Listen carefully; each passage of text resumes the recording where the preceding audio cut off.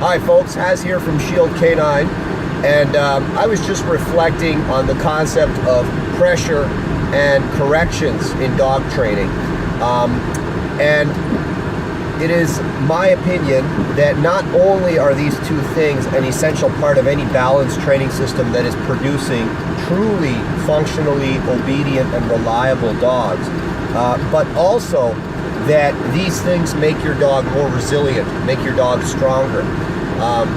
And I'm not only speaking about dogs, I should say puppies as well, because it's something that I introduced to my puppies fairly early on, both in my puppy classes, in my private training, and as well as the personal dogs that I raise. And I'm not just talking about working dogs, I'm talking about, you know, your average pet dog, whether it's a Shih-Tzu or a Golden Retriever, it doesn't matter.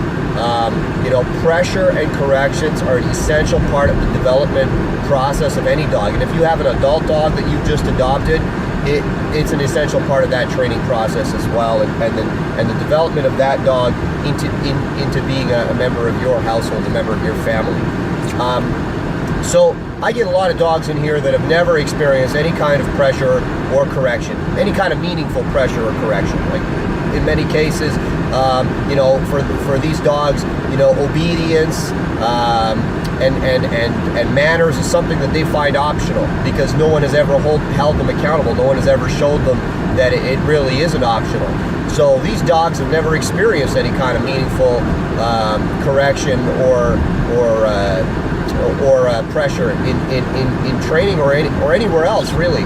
And in many cases, these dogs, not only do they have obedience issues, they also have behavioral issues, and they handle stress very poorly. They're not able to function effectively through a stressful situation. And stress can be something that the handler puts on the dog, but it can also be something environmental. In fact, most stress that dogs experience are environmental. There's a loud noise, another dog barking, you know, it's cold outside. It could be anything. And we get a lot of dogs that come in here and they just can't handle any kind of stress without completely falling apart and, you know, just becoming completely ineffective and difficult for their owners to handle. So when you expose a dog from day one, you know, to appropriate pressure and appropriate corrections in a training system, right? Not just willy-nilly doing it, but actually applying it as part of an intelligent training system that makes sense to the dog and is clear to the dog. You're gonna see that dog become much more resilient. I get a lot of really shy, timid dogs come in here, and then they come out of the system, and they've been in my system for a couple of months, and all of a sudden they're a different dog. You know, they're able to handle the pressures that before they would just, you know, fall apart and lie on the ground with their tail between their legs and refuse to move or scream and run behind the handler or anything like that. The pressure teaches the dogs how to handle you know, discomfort, how to handle stress, how to handle you know, something that they might not find agreeable, and how to come through it and come through it in a way that's productive for them. So in my opinion, whether it's a working dog or a pet dog, you must bring pressure, you must bring stress as part of a training system, and you also must bring the other side of it, the good things, right? Like the positive reinforcement, you know, praise, food, toys, whatever you're using, right? That must be there as well. But just as important as the other side of the equation, and it'll make your dog stronger. So make sure that whatever system that you're using, that's a part of it, and it's a part of it in a way that makes sense. Otherwise, you're really doing your dog a disservice.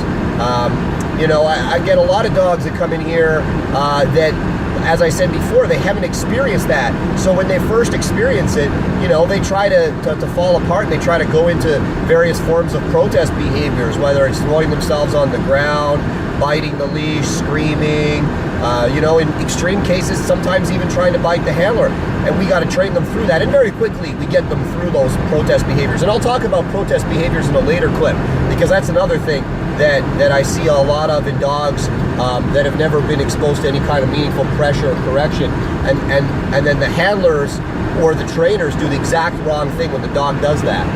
But that's a topic for another day. So yeah, make sure make sure that you don't do your dog a disservice.